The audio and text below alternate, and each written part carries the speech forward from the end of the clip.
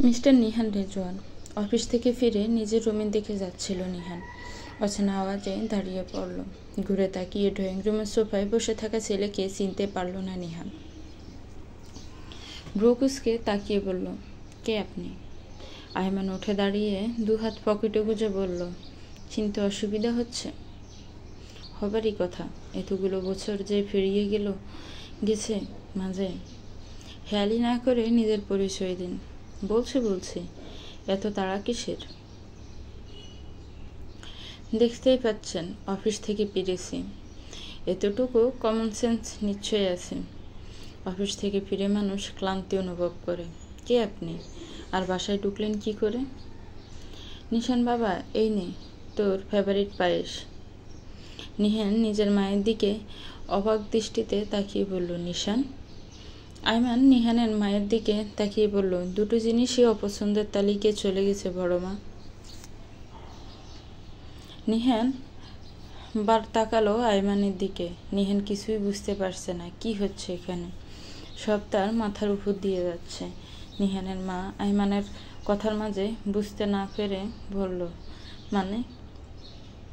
যে নামটাতে ডাকলে আর যেটা বানিয়ে নিয়ে এসেছ, দুটোই অপছন্দের তালিকায় চলে গেছে অনেক বছর আগে। নিহান অবাক হয়ে তাকিয়েছে আয়মানের দিকে। কথার ধরন আগের মতোই আছে। ভালো করে খেয়াল করতে চেহারায় মিলও পেল আগের মতো। এবার আর চিনতে অসুবিধা হলো না। নিহান আয়মানের কাছে এগিয়ে গিয়ে জড়িয়ে ধরে বলল, কেমন আছিস ভাই? আয়মান আস্তে করে নিজেকে ছাড়িয়ে নিয়ে বলল, বাহ, যে বাড়িতে থাকলি তুই বাড়িতেই থাকবি না, আজ সে তোর বাই হয়ে গেল। বড় মা, আজ সূর্যটা কোন দিক থেকে উঠেছিল? নিহান মাথা নিচু করে বলল, তখন ছোট ছিলাম তাই বুঝতে পারিনি, প্লিজ মাফ করে দে ভাই। আয়মান চোখ মুখ শক্ত করে বলল, কয়টা ভুলের জন্য মাফ করব তোকে? নিহান অবাক হয়ে বলল, মানে ইশরার সাথে এমনটা কেন করলি? নিহান আর নিহানের মা দুজনেই ভূত দেখার মতো চমকে উঠল আয়মানের কথায়। এত বছর পর নামটা শুনে কেঁপে উঠল নিহান। কাঁপা গলায় বলল, কোন ইশরা? আয়মান হাতে তালি দিয়ে বলল, ওয়াও, দ্যাটস গ্রেট। নিজের প্রাক্তনী স্ত্রীকে চিনতেই পারছিস না? নিহান জিহ্বা দিয়ে নিজের ঠোঁট ভিজিয়ে বলল, তুই ইশরাকে কিভাবে চিনিস? আমি উত্তর জানতে এসেছি, তোর প্রশ্নের উত্তর দিতে না। আমি মানছি ইশরার বাবা তোর সাথে চরম অন্যায় করেছে, আর সে তার শাস্তিও পেয়েছে। নিজের হাতে নিজের কলিজার টুকরো মেয়ের জীবন শেষ করেছে। এটা কোনো বাবার জন্য কম শাস্তি নয়। কিন্তু তোরা কি করেছিস? এই বাড়ির প্রত্যেকটা মানুষ জানোয়ারের মতো আচরণ করেছিস মেয়েটার সাথে। নিহান ধমক দিয়ে বলল, নিশান। আয়মান নিজের ঠোঁটে আঙ্গুল দিয়ে বলল, হুশ, আমার সাথে জোর গলায় কথা বলার সাহস দেখাস না। আমি একটা মিথ্যা কথাও ভুলিনি, প্রত্যেকটা কথা অক্ষরে অক্ষরে সত্যি। বাড়ির একটা কুকুরের সাথে মানুষ এমন আচরণ করে না, তোরা যেটা ওই মেয়ের সাথে করেছিস। নিহানের মা আয়মানকে বলল, তুই সবটা না জেনে এভাবে রিয়াক্ট করছিস Nishan. Don't call me that. নামটা সাথে সাথে বয়ে বেড়াচ্ছি ঠিকই, কিন্তু শুনতে একদমই পছন্দ করি না। আমাকে আয়মান বলে ডাকার হলে ডাকো, না হলে প্রয়োজন নেই। আর হ্যাঁ, আমি না জেনে কিছুই বলছি না, আমার প্রত্যেকটা কথা সত্যি। 2 মাস ইশরা এখানে ছিল, নরক যন্ত্রণা উপভোগ করে শেষ পর্যন্ত সুইসাইড অ্যাটেম্প করতে বাধ্য হয়েছিল। নিহানের মা অবাক হয়ে বলল, মানে কি বলছিস এসব? আয়মান নিহানের দিকে তাকিয়ে মুচকি হেসে বলল, বাহ, বাড়ির সবার থেকে লুকিয়ে গিয়েছে সেটা?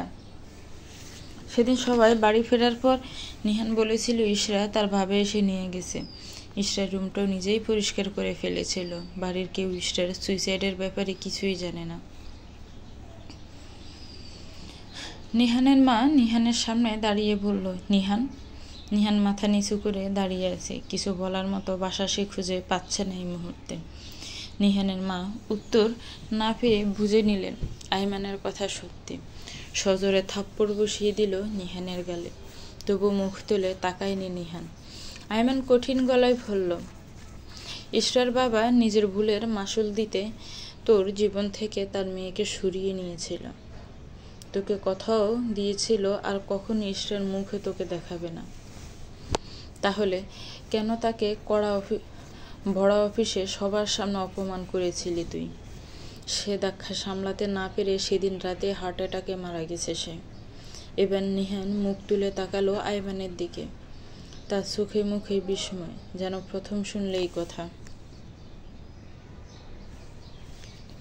ব্যস্ত গলায় বলল, আমি তাকে অপমান করিনি। তোর শ্বশুরের অফিসে তুই ইশরার বাবাকে অপমান করিসনি। আমি কেন তাকে অপমান করতে যাব? নীলার বাবা জানতে চেয়েছিল ইখতিয়ার আহমেদকে আমি চিনি কিনা। আমি শুধু বলেছিলাম উনি ইশরার বাবা। তারপর নীলার বাবাকে যে পেপার দিতে গিয়েছিলাম সেটা দিয়ে তখনই চলে আসি সেখান থেকে। তারপর সেখানে কি হয়েছিল কিছুই জানি না আমি। আইমান হাসতে হাসতে সোফায় বসে পড়ল। তার দিকে অসহায় দৃষ্টিতে তাকিয়ে আছে নিহান। নিজেকে নির্দোষ প্রমাণ করার আকুলতা তার চোখে মুখে স্পষ্ট। আইমান হাসতে হাসতে বলল, ভালো স্টোরি তৈরি করেছিস, কিন্তু বিশ্বাস করতে পারছি না রে। তোদের মতো মানুষকে বিশ্বাস করা যায় না।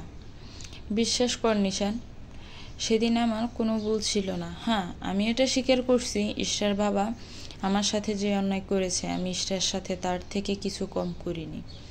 কিন্তু ওই দিনের ঘটনায় আমার কোনো হাত নেই। পাপা, এক আওয়াজে তিনজনই সিঁড়ির দিকে তাকায়। একটা টেডি হাতে গোলাপি রঙের ফ্রক পরে দাঁড়িয়ে আছে নিশিতা। পাপাকে দেখে হাসি ফুটে উঠেছে তার মুখে। নিশিতা দৌড়ে নিহানের কাছে যেতে মেয়েকে কোলে তুলে নিল নিহান। আমার চকলেট কোথায় পাপা? নিহান পকেট থেকে একটা চকলেট বের করে নিশিতার হাতে দিয়ে কপালে চুমু খেল। মেয়ের মাথায় হাত রেখে বলল, নিজের সন্তানের মাথায় হাত রেখে কোনো বাবা মিথ্যা বলতে পারবে না। নিশিতার মাথায় হাত রেখে বলছি, সেদিনের ঘটনার আমার কোনো দোষ ছিল না। আইমান শান্ত দৃষ্টিতে তাকিয়ে আছে নিশিতার দিকে, যে এখন হাতে চকলেট খুলতে ব্যস্ত। নিহানের কথায় ঘোর কাটল। বিশ্বাস করা আর না করা এবার তোর ওপর। তবু বলবো, আগে নিহান আর এই নিহানের কোনো মিল নেই নিশান। সেই দাম্ভিক নিহান রেজওয়ান আর নেই। নিহান মেয়েকে কোলে নিয়েই নিজের রুমের উদ্দেশ্যে চলে গেল। আইমান চুপচাপ বসে রইল নিজের জায়গায়। এখানে সবারই কিছু না কিছু ভুল ছিল, আর সবাই তার শাস্তি পেয়েছে। শুধুমাত্র ইশরাটা কোনো ভুল না করেই জীবনের সবচেয়ে বড় শাস্তি পেয়েছে। আইমান উঠে দাঁড়ালো সোফা থেকে।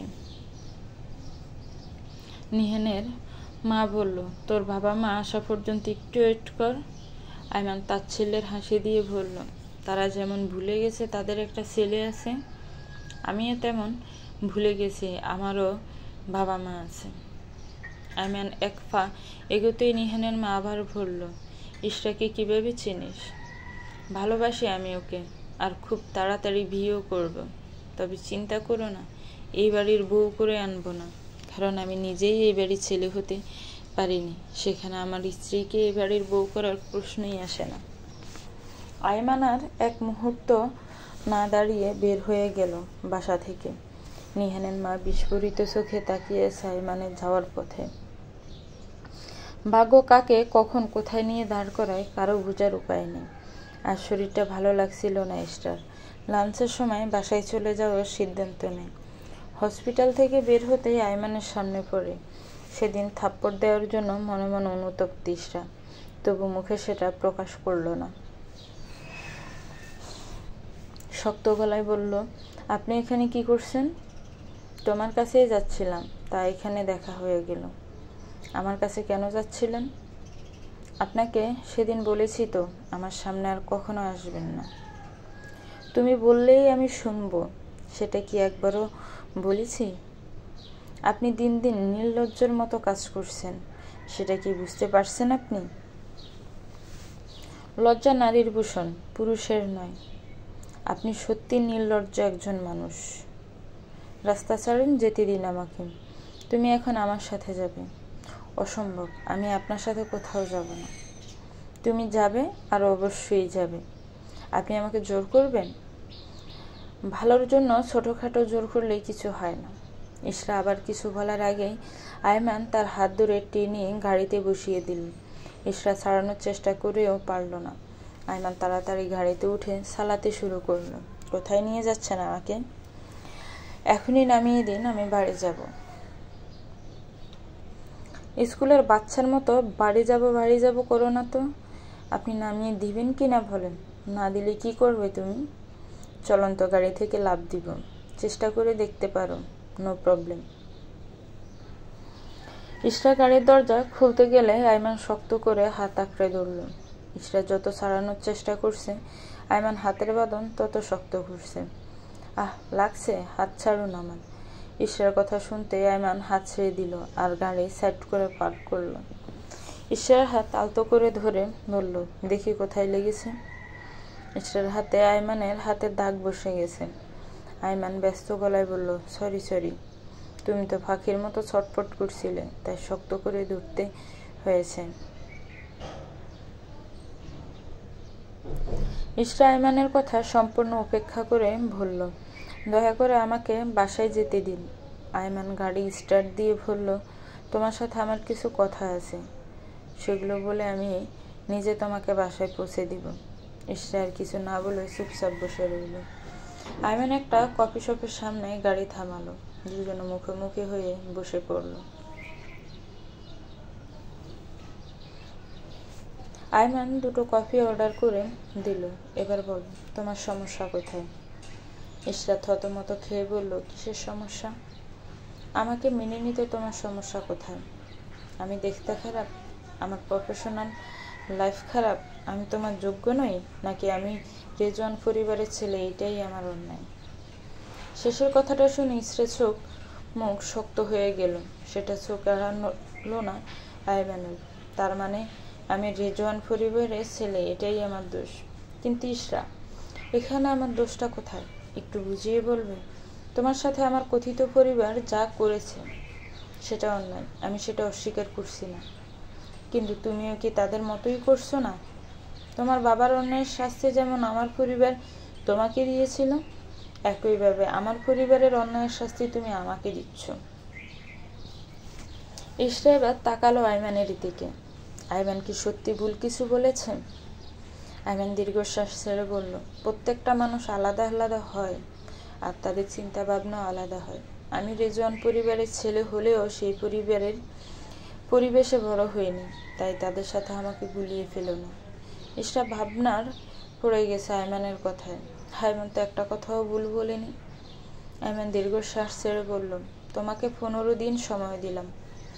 এই 15 দিনের মধ্যে আমাকে মেনে না নেওয়ার সঠিক কারণ দেখাতে হবে। সেই কারণ দেখে আমার কাছে যদি মনে হয় সত্যিই আমি তোমার যোগ্য নই, তাহলে আর কোনোদিন আমার মুখ দেখতে হবে না তোমাকে। আর যদি কোনো কারণ দেখাতে না পারো, তাহলে বিনা বাক্যে মেনে নিতে হবে আমাকে।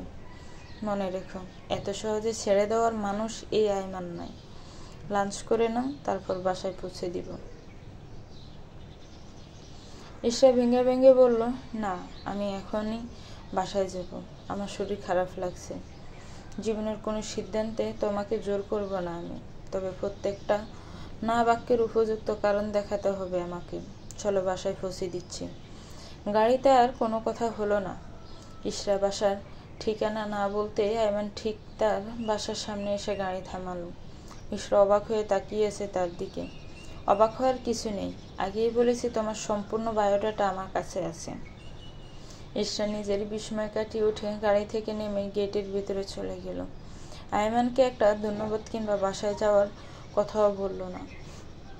আইমান দীর্ঘশ্বাস ছেড়ে গাড়ি ব্যাকে নিয়ে চলে গেল।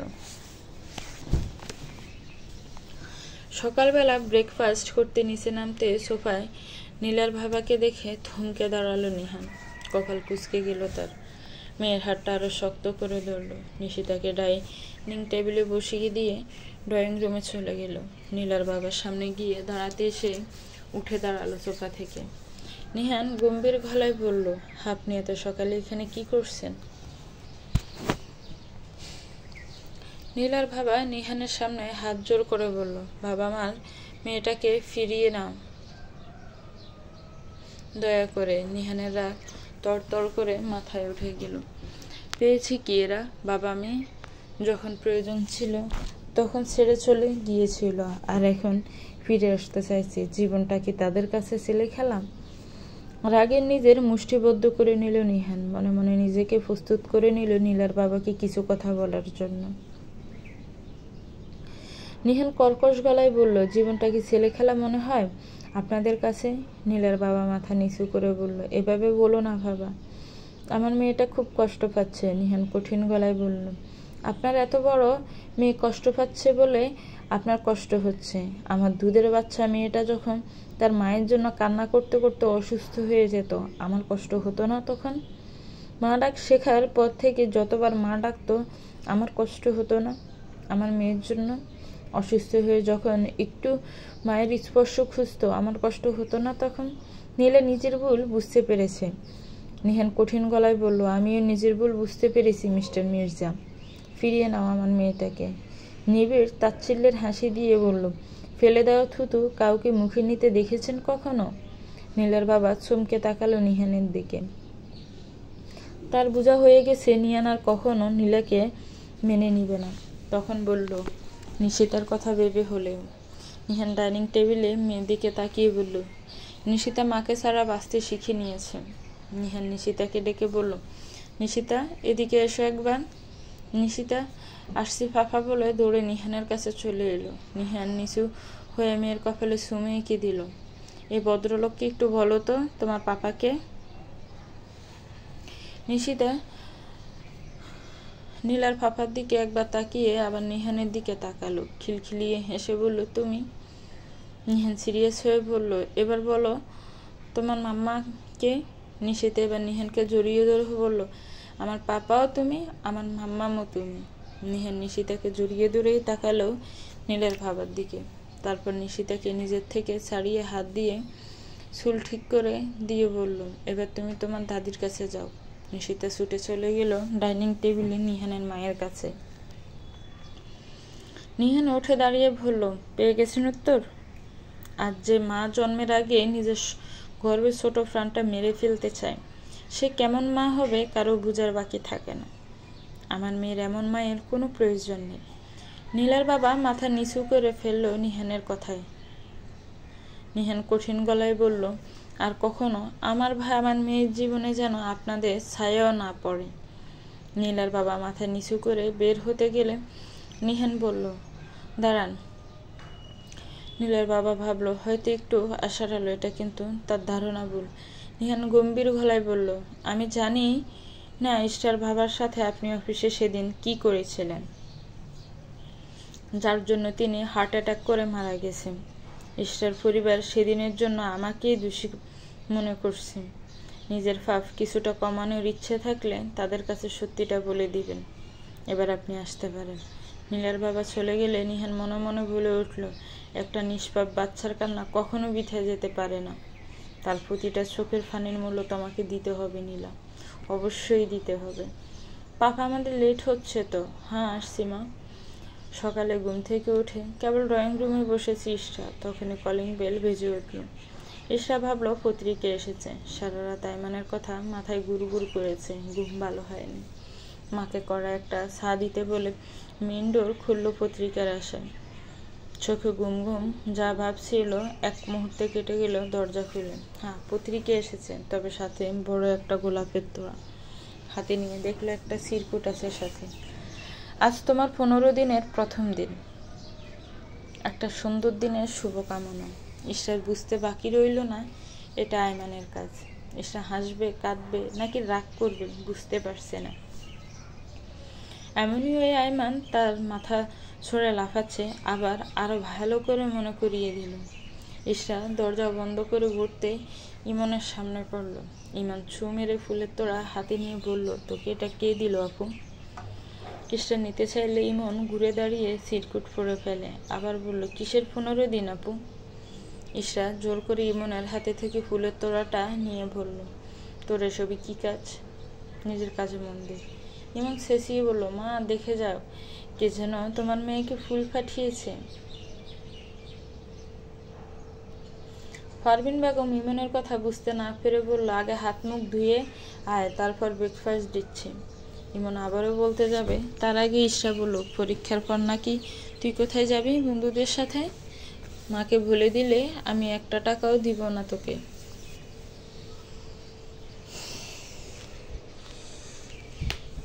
ইমন ব্যস্ত হয়ে বলল, এই না না, আমি তো মজা করছিলাম, মাকে কিছু বলবো না, কিন্তু তুই এমন করিস না, কথাটা যেন মনে থাকে। ইশরা চলে গেলেও নিজের রুমে, আর ইমন পিছন থেকে বিড়বিড় করে বলল, একেই বলে ফাটা বাসে ফা আটকে যাওয়া।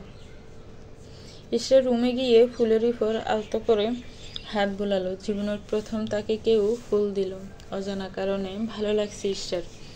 ফুলের তোড়া টেবিলে রেখে সিরকুট ডায়েরির ভেতরে রাখলো যত্ন করে, যদিও ডায়েরিতে কিছু লেখা নেই। ডায়েরিটা ইমন ইশরাকে উপহার দিয়েছিল জন্মদিনে। এটা ইমনের নিজের টাকায় কেনা। টিউশন পড়িয়েছিল ইশরার জন্মদিনে উপহার দিতে। একটা ডায়েরি, একটা কলম আর একটা কালো রঙের শাড়ি। ইশরা সেদিন খুশিতে কান্না করে দিয়েছিল। যত্ন করে রেখে দিয়েছে 3টে জিনিসে। ইশরা বলেছে ইমনের বিয়েতে শাড়িটা পরবে। ইশরা একদম রেডি হয়ে বের হলো রুম থেকে। ব্রেকফাস্ট করে ইমনকে সাথে নিয়ে বের হলো। ইমন কলেজের সামনে নেমে গেলে ইশরা এগিয়ে যেতে বলল রিক্সাওয়ালাকে। হসপিটালের সামনে এসে না চাইতেও চোখ এদিক ওদিক যাচ্ছে। অবচেতন মনে আইমানকে খুঁজে বেড়াচ্ছে, কিন্তু কোথাও তার দেখা নেই। হঠাৎ ইশরার ফোন কে পড়লো। একটা মেসেজ এসেছে। মেসেজ দেখে ইশরার চোখ বড় বড় হয়ে গেল। এদিকে ওদিকে তাকিয়ে আমাকে খুঁজে লাভ হবে না। আমি ঠিক 15 দিন পরেই তোমার সামনে দাঁড়াবো। ইশরা থতমত খেয়ে আর কোনো দিকে না তাকিয়ে হসপিটালের ভিতরে চলে গেল। নিজের চেম্বারে গিয়ে দপ করে চেয়ারে বসে পড়লো। গ্লাসের সবটা পানি ডক করে খেয়ে নিল। ইশরা এদিক ওদিক তাকাচ্ছিল। এটা আইমান দেখেছে, মানে সে আশেপাশেই ছিল তার। হাতে গোনা দিনগুলো এভাবেই কাটতে লাগলো। প্রতিদিন সকালে নতুন কোনো ফুলের সাথে একটা করে সিরকুট, আর তাতে লেখা আর কতদিন বাকি আছে, সাথে সুন্দর দিনের শুভকামনা। রাস্তায় ইশরা এদিক ওদিক তাকালেই ফোনে মেসেজ। কখনো বেখেয়ালি হয়ে কোনো কাজ করলে এক গাদা ঝাড়ি আর জ্ঞান বিতরণ। ইশরাকে এক মুহূর্ত সময় দেওয়া হয় না নিজের চিন্তা থেকে আইমানকে সরানো। ইশরা যেন প্রতিটা নিঃশ্বাসের সাথে ভাবে আইমানের কথা। তবে এবার সে বিরক্ত হয়ে গেছে আইমানের এই লুকোচুরি খেলায়। 15 দিন যেতে আর মাত্র 2 দিন বাকি আছে। সময় যত এগিয়ে আসছে ইশরা দোটানায় ভুগছে। রিক্সা না পেয়ে হাঁটতে লাগলো সামনের দিকে, কিন্তু চিন্তায় তখনও আইমান। সকালে যাওয়ার সময় রিক্সা পেতে একটু কষ্টই হয়। আইমান আনমনে হাঁটতে হাঁটতে কখন ফুটপাত ছেড়ে রাস্তায় চলে এসেছে খেয়াল নেই। একটা প্রাইভেট কার তার দিকে দ্রুত গতিতে এগিয়ে আসছে, সেদিকে খেয়াল নেই। ভাইটা যখন একদম কাছাকাছি চলে এসেছে তখন হুঁশ ফিরল ইশরার, কিন্তু তখন আর কিছু করার নেই। ভয়ে চোখ বন্ধ করে ফেলল ইশরা, কিন্তু চোখ বন্ধ করতে হাতে টান অনুভব করলো। সব এতটা তাড়াতাড়ি হয়েছে ইশরা বুঝে উঠতে পারেনি। চোখ বন্ধ করে কারো হার্টবিটের প্রচণ্ড শব্দ শুনতে পেল। এত দ্রুত হার্টবিট হচ্ছে যেন হার্ট বেরিয়ে আসবে। ইশরা ধীরে ধীরে চোখ খুলে তাকালো। কেউ তাকে নিজের বুকের সাথে শক্ত করে জড়িয়ে ধরে আছে। মনে হচ্ছে বুকের ভেতরে ঢুকিয়ে ফেলবে। ইশরা চোখ তুলে তাকাতে আইমানকে দেখে চমকে উঠল। ইশরা ভেঙে ভেঙে বলল, আপনি?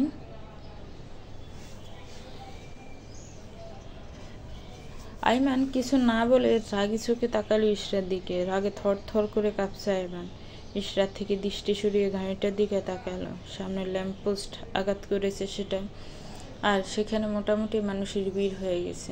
আইমান ইশরাকে ছেড়ে দিয়ে গাড়িটার কাছে গেল। মানুষের ভিড় ঠেলে ইশরা আটকানোর চেষ্টা করেও ব্যর্থ হলো। গাড়ির ভিতর থেকে টেনে বের করতেই বুঝতে পারলো পুরো নেশায় বুঁদ হয়ে আছে লোকটা। আরও রাগ বেড়ে গেল আইমানের। লোকটাকে কয়েকটা শর্ট থাপ্পড় মারতে আশেপাশের মানুষ থামালো আইমানকে। ইশরা রাস্তায় নামলেও মাঝের দিকে যায়নি, বরং ফুটপাতের কাছ ঘেঁষে হাঁটছিল। তাই দোষটা ড্রাইভারের। একজন পুলিশকে খবর দিয়ে দিল। আইমান আবার ইশরার কাছে এসে দাঁড়ালো। রাগে মুখটা লাল হয়ে গেছে। ইশরা আইমানকে শান্তশিষ্ট হিসেবেই জানে, তবে আজ বুঝলো রেগে গেলে ভয়ঙ্কর হয়ে যায়। আইমান ইশরার কোথায় লেগেছে কিনা দেখতে গেলে ইশরা বলল, আমি ঠিক আছি। আইমান আর কিছু না বলে ইশরার হাত ধরে টেনে নিজের গাড়িতে বসিয়ে দিল। ইশরার পিছনে গাড়ি নিয়ে ধীরগতিতে চলছিল আইমান। ইশরা ফুটপাত রেখে রাস্তায় নেমে যেতে আইমানও নেমে যায় গাড়ি থেকে। উদ্দেশ্য কোনো উপায়ে ইশরার ভাবনায় ব্যাঘাত ঘটানো আর আবার ফুটপাত ধরে হাঁটাতে বোঝানো। কিন্তু তার আগেই গাড়িটা চোখে পড়ে যায় আইমানের। একটু যদি লেট হতো, কিন্তু সে তখন গাড়ি থেকে না নামতো তাহলে কি হতো ভাবতে ভয়ে কুঁকড়ে যাচ্ছে আইমান। ইশরা ভাই কিছু বলার সাহস পেল না, চুপচাপ বসে রইল। গাড়ি হসপিটাল বা বাসা কোনো রাস্তায় যাচ্ছে না, এটা ঢাকার বাইরে যাওয়ার রাস্তা। এবার ইশরা মুখ খুললে, এ কি, কোথায় যাচ্ছেন? আমার ডিউটি আছে একটু পর থেকে। আইমান লাল চোখে তাকাতে ইশরা চুপ করে গেল। আজ আইমানকে দেখে ভয় করছে ইশরার। বিড়বিড় করে বলল, মানুষ সামান্য একটা বিষয়ে এতটা রাখতে পারে কি করে? কথাটা শেষ করতেই ব্রেক কষল আইমান। ইশরা অনেকটা সামনে ঝুঁকে পড়ে আবার নিজেকে সামলে আইমানের দিকে তাকালো বকা দেওয়ার জন্য, কিন্তু আইমানকে দেখে মুখ বন্ধ হয়ে গেল। অগ্নি দৃষ্টিতে তাকিয়ে আছে তার দিকে। ইশরা ভয়ে ভয়ে বলল, কি হলো?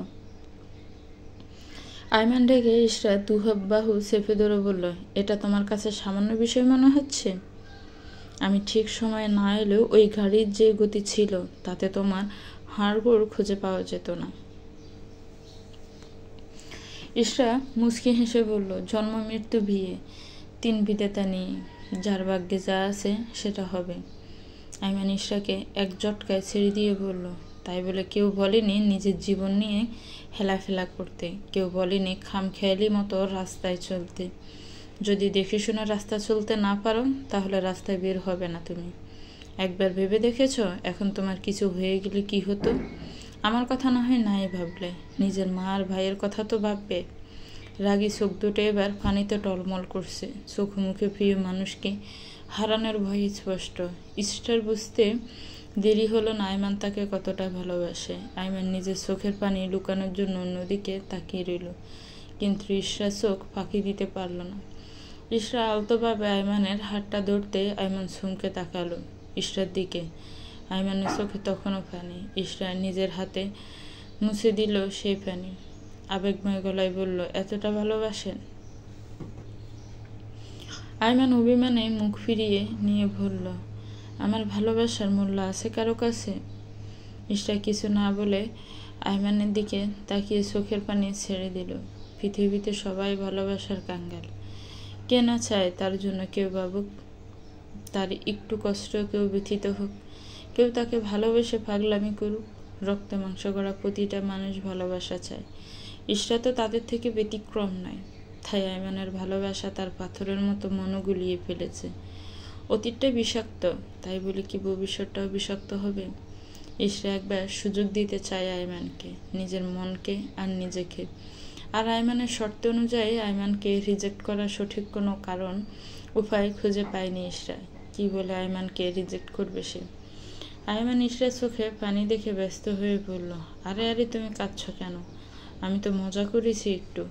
প্লিজ, যদি কষ্ট পেয়ে থাকো মাফ করে দাও, তবু কান্না করো না দয়া করে। তোমার চোখের পানি আমার সহ্য হচ্ছে না। ইশরা হুট করে জড়িয়ে ধরল আইমানকে। 1 সেকেন্ডে চুপ হয়ে গেল আইমান। কি হচ্ছে বুঝতে একটু সময় লাগলো, কিন্তু যখন বুঝতে পারল বিস্ময়ে চোখ বড় বড় হয়ে গেল। কাঁপা গলায় বলল, তুমি আমাকে? ইশরা আইমানকে ছেড়ে দিয়ে বলল, 2 দিন আগেই আপনার উত্তর দিয়ে দিচ্ছি। আপনাকে রিজেক্ট করার মতো কোনো কারণ আমার কাছে নেই। একটা আছে, আর সেটা হচ্ছে আমি আপনার যোগ্য নই। কিন্তু এটা আপনার কাছে উপযুক্ত কারণ নয়, সেটা আমি জানি। আইমান ভাবুক হয়ে বলল, তাহলে? ইশরা মলিন হেসে বলল, আমি এখন আমার পরিবারের একমাত্র ভরসা। নিজের সুখের কথা ভেবে মা আর ভাইকে ফেলে চলে যাওয়া আমার পক্ষে সম্ভব নয়। আইমান সিরিয়াস হয়ে বলল, ভালোবাসা? ইশরা উত্তরে মলিন হাসলো আইমানের দিকে তাকিয়ে। গাড়ি থেকে নেমে একটা ট্যাক্সি থামিয়ে তাতে উঠে গেল।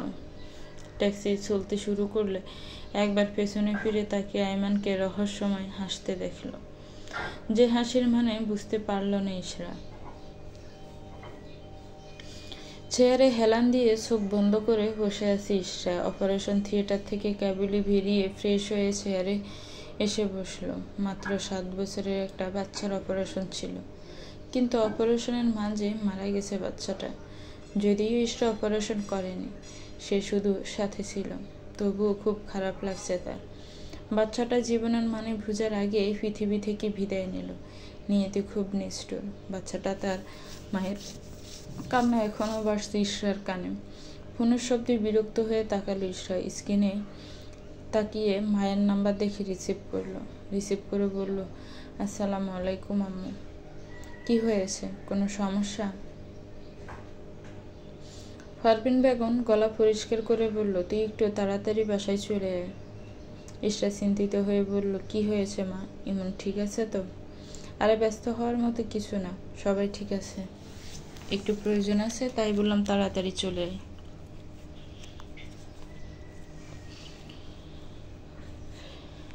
ইশরা দীর্ঘশ্বাস ছেড়ে বলল, আচ্ছা ঠিক আছে, এখন রাখছি, আসসালামু আলাইকুম। ইশরা কল কেটে দিয়ে আবার আগের মতো বসলো। আয়মানের সাথে দেখা হওয়ার দুদিন আজ। এই দুদিনে ইশরা কোনো খোঁজ পায়নি তার, যেন হঠাৎ করে হাওয়ায় মিলিয়ে গেছে। ইশরা দীর্ঘশ্বাস ছেড়ে চোখ বন্ধ করে বসে রইল। বিকেলে বাড়ি ফিরে কলিং বেল বাজিয়ে দরজার বাইরে দাঁড়িয়ে রইল ইশরা। আরও একবার বেল বাজানোর আগে দরজা খুলে গেল। ইশরার সামনে না তাকিয়ে বলল, মা এত সময় কেন লাগলো দরজা খুলতে? কথাটা শেষ করে সামনে তাকিয়ে ভূত দেখার মতো চমকে উঠল ইশরা। থেমে থেমে বলল, আপনি? আয়মান দুই পকেটে হাত গুজে দাঁড়িয়ে বলল, আমি। আজ তোমাকে দেওয়া 15 দিনের শেষ দিন। কিন্তু আমি তো 2 দিন আগেই আপনাকে উত্তর দিয়ে দিয়েছি। তুমি তোমার উত্তর জানিয়েছ, কিন্তু আমি তো তোমাকে আমার সিদ্ধান্ত জানাইনি। ইশরা কিছু বলবে তার আগে ইশরার মা বলল, চলে এসেছিস? ইশরা একবার নিজের মায়ের দিকে তাকাচ্ছে তো একবার আয়মানের দিকে। আয়মান সামনে থেকে সরে দাঁড়ালেই ইশরা ধীর পায়ে ভেতরে ঢুকে গেল। ভেতরে যেতে ড্রয়িং রুমে বসে এক ভদ্র মহিলাকে দেখতে পেল। সে ইশরার দিকে তাকিয়ে মুচকি হাসলো। বুঝতে বাকি রইল না উনি আয়মানের ফুফি। ইশরা ভাবতে পারছে না আয়মান এভাবে বাসায় চলে আসবে। ইশরা আয়মানের ফুফিকে নিচু আওয়াজে সালাম দিয়ে নিজের রুমে চলে গেল। রুমে গিয়ে বসতে কোথা থেকে ইমন চলে এলো।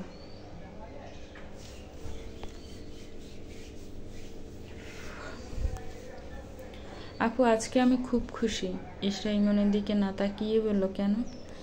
ইমন ইশরার পাশে দপ করে বসে পড়ে বলল, আয়মান ভাইয়াকে আমার খুব পছন্দ, তাকে দুলাভাই হিসেবে পাবো ভাবতেই নাচতে ইচ্ছে করছে আমার।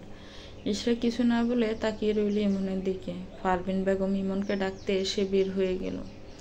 একটু পর পারভিন বেগম রুমে এসে বলল, তাড়াতাড়ি শাওয়ার নিয়ে এসে রেডি হয়ে নে, আয়মানের পুপি সেই কখন থেকে তোর জন্য বসে আছে।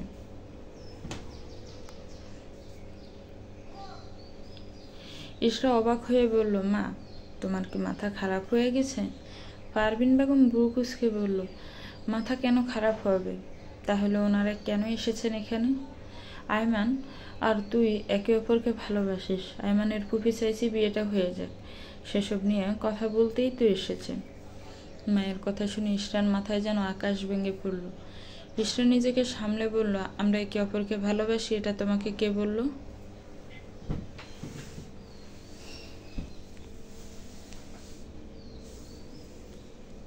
কেন? আয়মান তো বলল। ইশরা ভেঙে ভেঙে বলল, কবে বলেছে?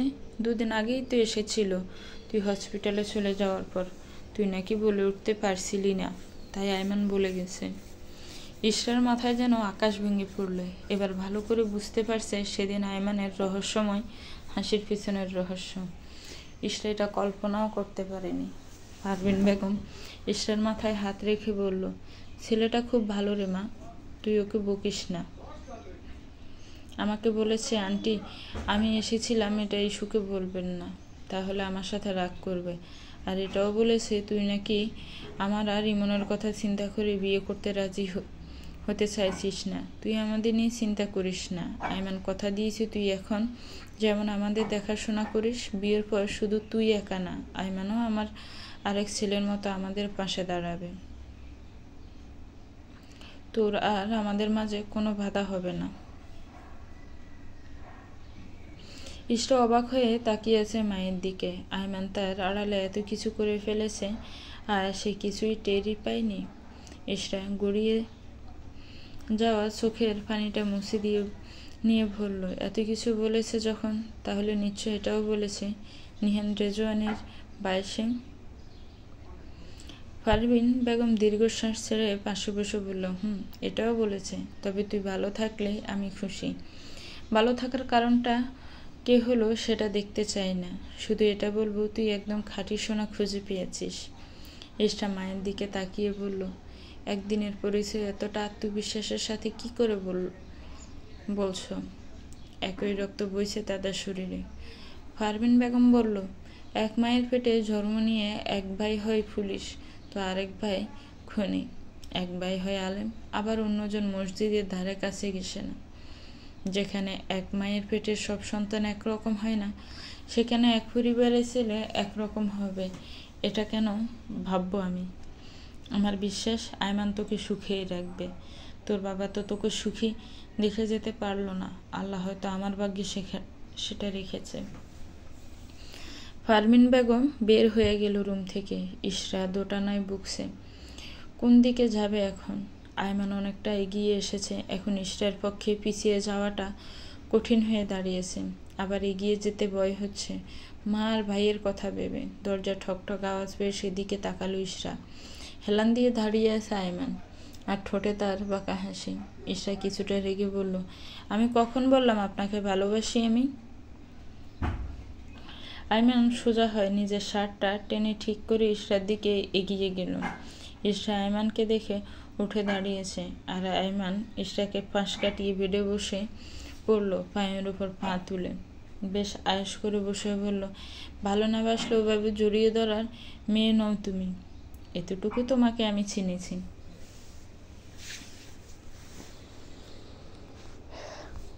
ইশরা কি বলবে খুঁজে পাচ্ছে না, চুপচাপ মাথা নিচু করে দাঁড়িয়ে রইল ইশরা। আয়মান উঠে ইশরার সামনে গিয়ে দাঁড়াতে ইশরা আয়মানের দিকে তাকালো। আয়মান ইশরার দুগালে ধরে বলল, কেন এত ভয় পাচ্ছ? সাহস করে একবার হাতটা ধরে দেখো, ইনশাল্লাহ কখনো তোমাকে এক বিন্দু কষ্ট পেতে দিব না। মা ভাইয়ের কথা ভাবছ? আমার পুরো পরিবার থেকেও নেই। তোমার মা আর ভাইকে নিজের মা ভাইয়ের যত্নে রাখবো, কথা দিলাম। বিনিময়ে শুধু তোমার ভালোবাসা চাই।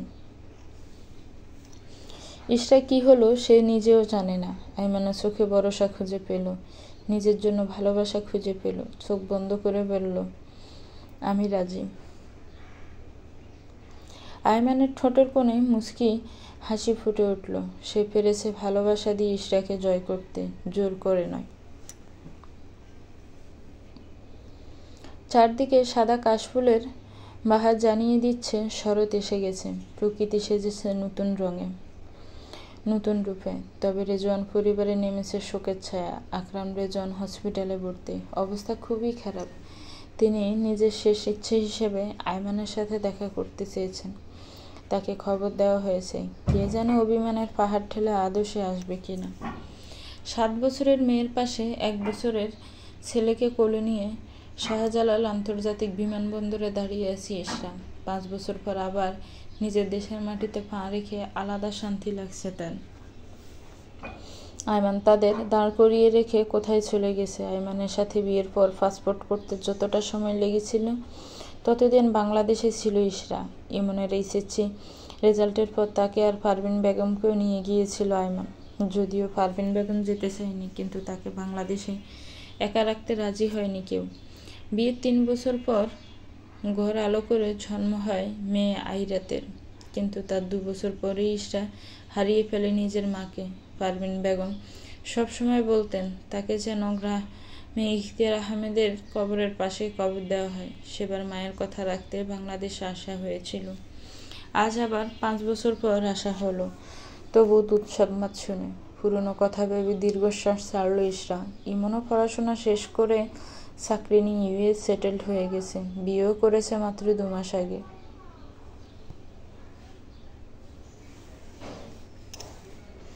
ইশরার ভাবনার মাঝে আয়মান অন্তদন্ত হয়ে এসে বলল, সরি তোমাদের দাঁড় করিয়ে রেখেছি। বাবা গাড়ি পেয়েছ? আয়মান মুচকি হেসে বলল, তোমার দাদুনের বাসা থেকে ড্রাইভার এসেছে। ইশরা বলল, কোথায় যাচ্ছি আমরা এখন? আয়মান লাগেজ ধরে বলল, আগে ফুফির বাসায় যাব, তারপর হসপিটালে। ইশরা কিছু বলতে চেয়েও বলল না। এত বছরেও আয়মানের রাগ কমেনি তার পরিবারের উপর। তারা যোগাযোগ করতে চাইলেও আয়মান করেনি। কিন্তু এবার আরিয়ানার থেকে আকরাম রেজওয়ানের অসুস্থতার কথা শুনে আর থাকতে পারেনি।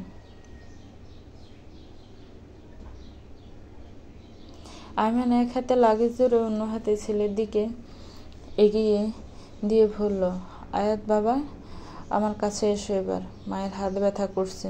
ইশরা ছেলেকে একটু ভালো করে ধরে বলল, না না, ঠিক আছে, আপনি চলুন, ও আমার কাছেই থাক। আপনি বরং আয়রাতের হাত ধরে নিয়ে চলুন, নতুন জায়গা তো।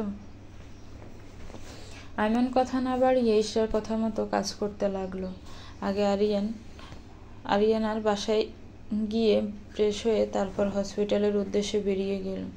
আরিয়ানা এসেছে 2 দিন আগে, সেও হসপিটালেই আছে এখন। আয়াত ঘুমিয়ে পড়েছে, তাকে কোলে রাখতে বেশ কষ্টই হচ্ছে ইশরার। আয়মান বেশ কয়েকবার নিতে চাইলেও ইশরা দিল না। তবু করিডোরে যেতে একে একে বাড়ির সবাইকে চোখে পড়ল ইশরার। 17 বছর কম সময় নয়। আর 17 বছর পর ইশরা মুখোমুখি দাঁড়িয়ে আছে রেজওয়ান পরিবারের। বিয়ের পরও আয়মান ইশরাকে নিয়ে রেজওয়ান বাড়িতে যায়নি।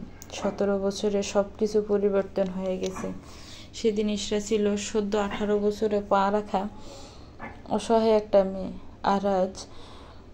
আর আজকের 35 বছর বয়সী ইশরা সফল একজন ডাক্তার, 2 সন্তানের আদর্শ মা, আর একজনের ভালোবাসার স্ত্রী। আজ ইশরাকে একটা কথা বলতে গেলে 10 বার ভাবতে হয়।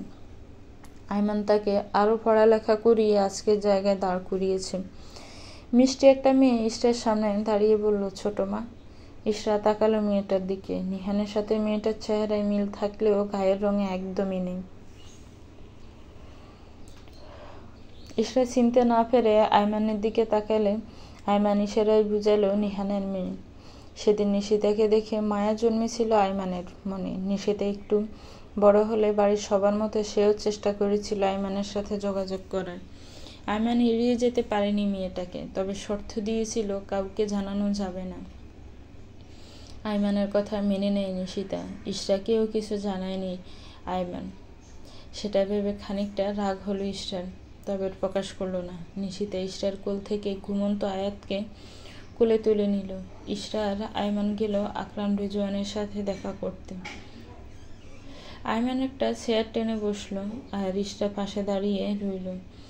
আয়মান ধীর আওয়াজে ডেকে বলল, বড় আব্বু। মিটি মিটি চোখে তাকালো আকরাম রেজওয়ান, তবে বেশ খানিকটা সময় লাগলো আয়মানকে চিনতে। যখন চিনতে পারলো, ঠোঁটের কোণে হাসি ফুটে উঠল। কাপা হাত আয়মানের দিকে এগিয়ে দিতে আয়মান হাতটা ধরে ফেলল।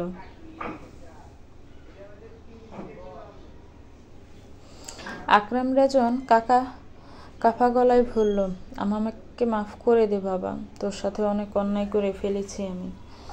আমিরকে একবারও ভুলিনি নিশানও এই বাড়ির ছেলে। সে কেন বাড়ি ছেড়ে যাবে? তুই চলে যাওয়ার পর তোর খোঁজ পর্যন্ত নেয়নি। যখন নিজের ভুল বুঝতে পারলাম তখন তুই আমাদের থেকে নিজেকে গুটিয়ে নিলি। আয়মান শক্ত করে হাতটা ধরে বলল, এসব কথা এখন থাক না বড় আব্বু। আজ না বললে আর হয়তো বলার সুযোগ হবে না। ইশরার দিকে তাকিয়ে বলল, মারে, তোর সাথেও অন্যায় করেছি, পারলে মাফ করে দিস।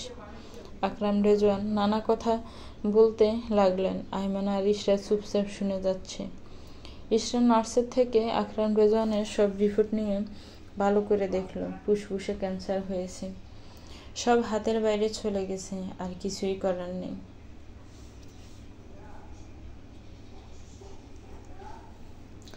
নিহান হসপিটালের করিডোরে আসতেই নিশিতার কোলে ছোট বাচ্চা দেখে এগিয়ে গেল। দেখে মনে হচ্ছে এক টুকরো চাঁদ। নিহান আলতো করে গালে হাত রেখে বলল, এটা কে নিশি? ছোট আব্বু ছেলে আর আমার ভাই আয়াত রেজওয়ান। নিহান চমকে উঠল নিশিতার কথায়। অবিশ্বাসের চোখে তাকালো নিশিতার দিকে। কাপা গলায় বলল, নিশান এসেছে? নিশিতা মুচকি হেসে বলল, দাদু ভাইয়ের সাথে দেখা করতে গেছে। হঠাৎ কোথা থেকে আয়রাত এসে বলল, আপু, ভাইকে এবার আমার কাছে দাও। মা একদমই নিতে দেয় না আমাকে, বলে আমি নাকি ফেলে দিব। তুমি বলো, আমি আমার ভাইকে ফেলে দিতে পারি? নিহান আয়রাতের দিকে তাকিয়ে আবার নিশিতার দিকে তাকালো। আয়রাতকেও চিনতে পারেনি নিহান। নিশিতা বলল, আয়াতের বোন আয়রাত।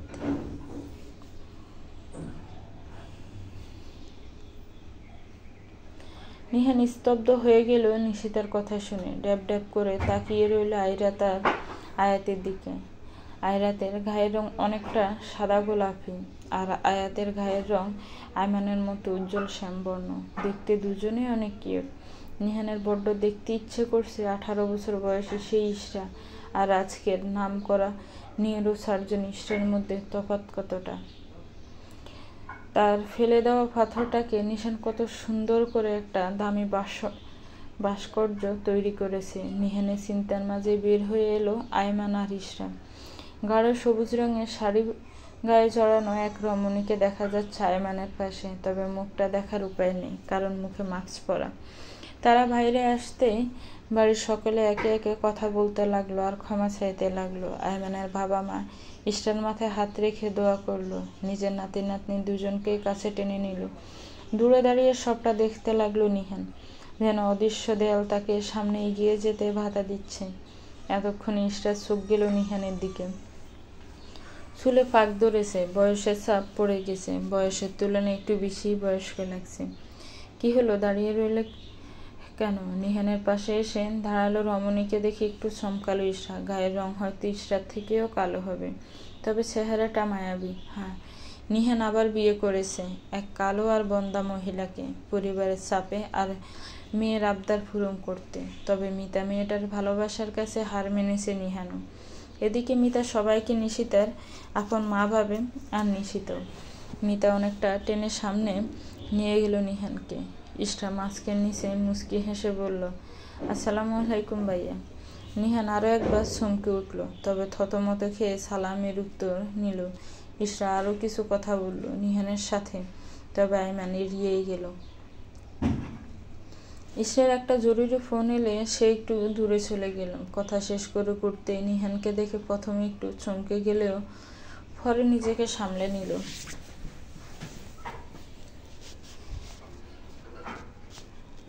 কিছু বলবেন ভাইয়া? ইশরার প্রত্যেকটা ভাইয়া ডাকে চমকে উঠছে নিহান। ব্যাপারটা খেয়াল করে আবারও মুচকি হাসলো ইশরা। নিহান আমতা আমতা করে বলল, আসলে কিভাবে বলবো, কোথা থেকে শুরু করব বুঝতে পারছি না। একবার ক্ষমা চাওয়ার সুযোগটাও দাওনি। আমার সাথে যা করেছিলেন সেটা নিয়ে আমার কোনো অভিযোগ কখনোই ছিল না, কারণ এতে আমার বাবার ভুলের শাস্তি পেয়েছি আমি। তবে আমার বাবার সাথে অফিসে যা হয়েছিল তার জন্য হয়তো কখনো আপনাকে মাফ করতাম না, যদি আয়মান আমার ভুল না ভাঙাতো। আয়মান আমার সামনে প্রমাণ করেছিল সেদিনের জন্য আপনি দায়ী ছিলেন না, তাই আপনার প্রতি আমার কোনো অভিযোগ নেই, বরং আমি কৃতজ্ঞ। হয়তো আপনার জন্যই আয়মানের মতো কাউকে পেয়েছি আমি। ভালো থাকবেন, আসছি।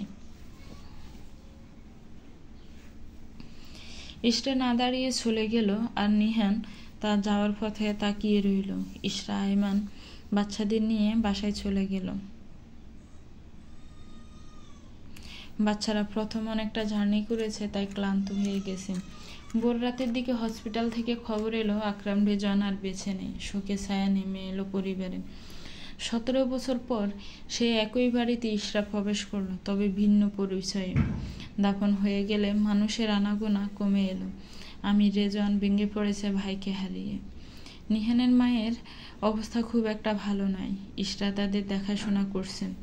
বিকেলের দিকে পুরো বাড়ি একদম শান্ত হয়ে গেল। ইশরা ধীরগতিতে এগিয়ে গেল সেই রুমটাতে, যেখানে সে জীবনের জঘন্যতম 2 মাস কাটিয়েছে। কিছুই আগের মতো নেই সেখানে। মা বাবা তোমাকে খুঁজছে। আয়রাতের কথা শুনে ইশরা দীর্ঘশ্বাস ছেড়ে আয়মানের রুমের দিকে গেল। আয়মান এখন এখান থেকে চলে যেতে চাইছে, কিন্তু ইশরা অনেক বুঝিয়ে রাখতে সক্ষম হলো। তবে আকরাম রেজনের মৃত্যুর 2 দিন পরে আয়মান সবাইকে নিয়ে নিজ ঠিকানায় রওনা হয়। পরিবারের সকলে তাকে আটকানোর চেষ্টা করেও ব্যর্থ হয়েছে। ইউএসএ নিজের ছোট একটা বাড়ি তৈরি করেছে আয়মান। ইশরা আর নিজের সন্তান নিয়ে আয়মানের সাজানো পৃথিবী। ইশরাকে নিয়ে এই পরিবারের কখনো কোনো কথা উঠুক সেটা সহ্য করতে পারবে না আয়মান, তাই তার আলাদা পৃথিবীতেই থাকতে চায় সে। কারো উপর অভিমান করে নয়। আরিয়ানাও তাদের সাথেই চলে এলো। নিহান নিজের ব্যালকনিতে দাঁড়িয়ে নিশানদের চলে যাওয়া দেখে দীর্ঘশ্বাস ছাড়ল। আয়রাত চলে গেল আরিয়ানার সাথে, আর আয়াত ইসরাম আর আইমানের সাথে। আয়াতটার ঘুম একটু বেশি, এখনো মায়ের কোলে ঘুমাচ্ছে। ইস্টার প্রচন্ড ঘুম পাচ্ছে, তবে কোলে ছেলে থাকায় ঘুমাতে পারছে না। ঘুমের সাথে যুদ্ধ করে একসময় হেরে গেল। আইমানের কাঁধে মাথা রাখতে আইমান ইস্টার দিকে তাকিয়ে মুচকি হাসলো। ইস্টার মুখের উপরের চুল সরিয়ে কপালে কিস করলো। আয়াতকে নিজের কোলে নিয়ে ইশরাকে ভালো করে ঘুমানোর সুযোগ দিল। আয়াতকে নিতে ইশরা আইমানের হাত আঁকড়ে ধরে আরাম করে ঘুমাতে লাগলো। আইমান একবার ইশরার দিকে তাকিয়ে আবার ছেলের দিকে তাকালো। মা ছেলে দুটোই ঘুম কাতুরে। ঘুমের মধ্যে আয়াত ঠোঁট কুঁচকে নিল। আইমান ছেলের কাণ্ড দেখে মুচকি হাসলো। ইশরার দিকে তাকিয়ে বলল, আমার ছন্নছাড়া জীবনটা এত সুন্দর করে গুছিয়ে দেওয়ার জন্য অসংখ্য ধন্যবাদ মায়াবতী। সমাপ্ত। তো ভিউয়ার্স, গল্পটা এখানেই শেষ হলো। গল্পটা কেমন লেগেছে একটি কমেন্টস করে জানাবেন। গল্পটা ভালো লাগলে লাইক করবেন, গল্পটাকে শেয়ার করবেন। আর গল্পের পার্ট দেরি করে দেওয়ার জন্য আমি আন্তরিকভাবে দুঃখিত। আর আমার চ্যানেলের সাথেই থাকবেন, চ্যানেলটাকে সাবস্ক্রাইব করবেন। যারা অলরেডি সাবস্ক্রাইব করে রেখেছেন তাদেরকে অনেক অনেক ধন্যবাদ। ভালো থাকবেন, সুস্থ থাকবেন। আল্লাহ হাফেজ। আসসালামু আলাইকুম।